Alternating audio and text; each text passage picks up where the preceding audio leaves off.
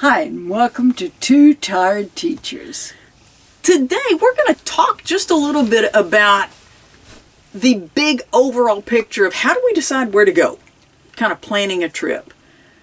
And we actually have a couple of lists. One is a bucket list, places that we really want to make sure that we get to.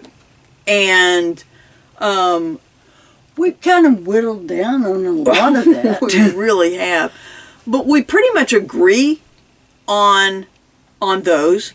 And often on that list, then we have like, when should we be there? There are some places that you need to be in the summer. There's some places you need to be either, it's going to be best spring or fall. There are a couple places you're going to need to be probably in the winter because you're not going to want to be, in Florida or something. So putting a season by those. And then we will come up with, well, what would you think about next spring doing this trip or next fall taking that trip? And then a lot of times what we do is, okay, if we're going to do that, it's easier, honestly, to actually have paper maps, because then as you're going along, you can see, oh, wait. This is a big town. We've never been to it.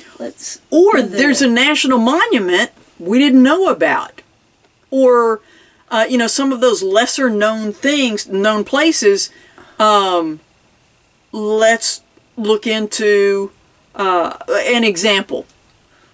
When we went to Utah Mighty 5, yes, I was actually on the map trying to plan out the route when I saw Natural Bridges National Monument. Yes. We didn't know it was there prior to looking at the map and planning that trip. And yet, the dispersed place we camped there, we liked so much, we went back to it. Yes. As we were coming home from a different trip. So it was a neat, and it was so much less crowded than Canyonlands, which was just down the road, or from Capitol Reef. And so we find things that way sometimes, is looking at that map, or on that trip to Utah Mighty 5. And we said we were going to do that. That's when we're like, well, you know what? North rim of the Grand Canyon, yes, is just right there. Is on our bucket list. And we have a cousin who has said for years, you need to go to the North Rim. And we had really not, it was on our list. We had said, she says we should go. But we weren't necessarily going to make a trip specifically to go there. But if you look at the map, Zion is, as our dad would say, spitting distance, not that close. But it was close enough that on our way back, and then actually on our way back, we're like, well, we haven't been to Painted Desert Petrified Forest since we were little kids.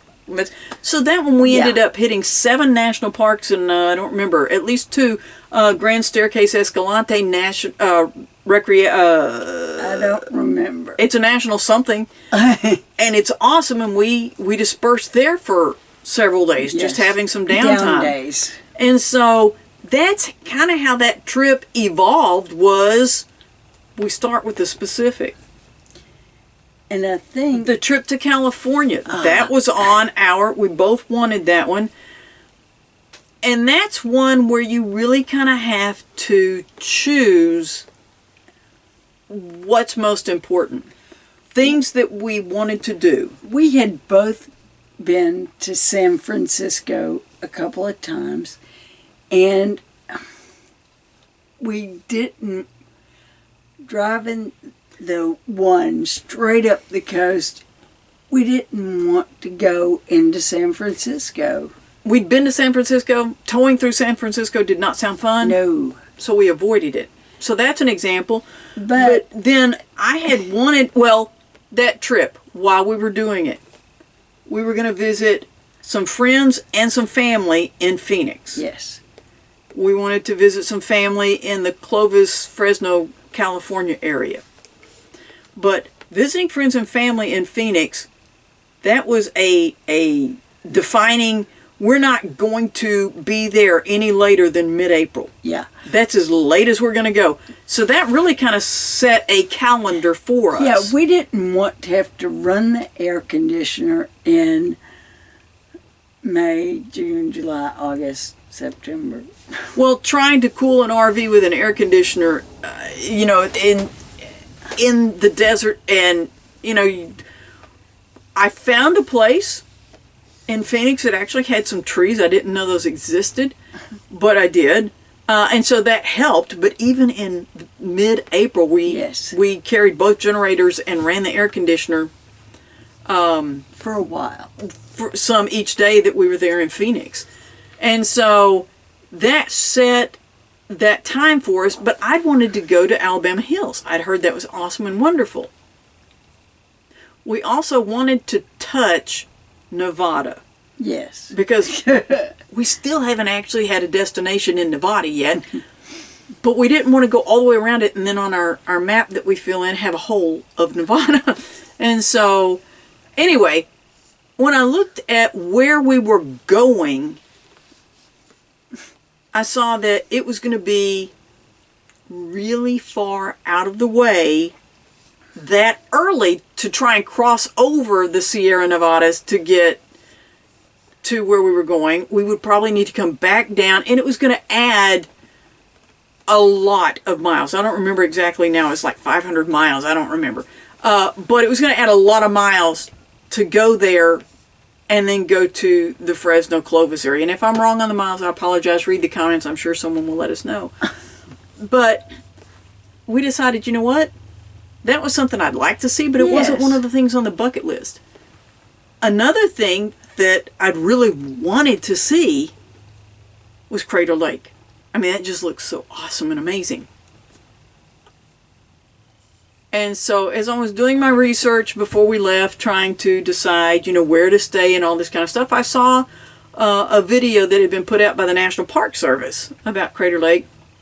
And the ranger said, well, most years we have the road around the lake, which is what I'd wanted to see, drive around the lake. Most years we have that road clear of snow by the end of June. Well, that leaves us out. Yeah. We can't be in Phoenix in mid-April and then not get there until mid-June when we had other places. Yes. Places that were top on that trip: Sequoia, Yosemite, and Redwood. Those were the biggies that we both really wanted to hit. But we got a bonus, and that's because we were in at Yosemite. And somebody said, well, we're going up to Olympic National Park. Well, we were told them we were going to be driving the Oregon coast. That was the other thing that we wanted to do on the West Coast. And we said, well, where exactly is it? Well, it's in Washington. Well, we might as well, if we're on the Oregon coast, drive up to Washington. We went up to Olympic, and it was a bonus and well worth it. Yeah, we loved the fact that we were able just to say, well, sure, why not? Hurricane Ridge was the road. Yeah. Was open that day. And so we got to drive up into the mountains. Yeah. Snow, high snow on each side of the van. Where they cleared the parking lot, the snow was higher than the van. But it was awesome being able to do that. But that's kind of, we had to let go of some things, but then that's the beauty of being able to boondock and, okay, well, let's add that. And then you'll know, now this video, we just have spring of 24 because we're not positive when we're going to be uploading this.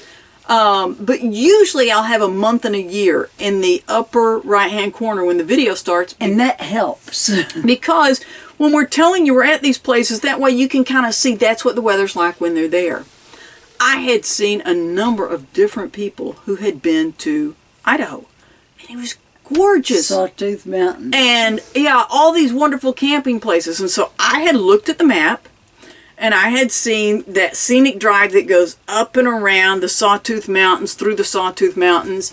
And man, there are a million National Forest campgrounds through there.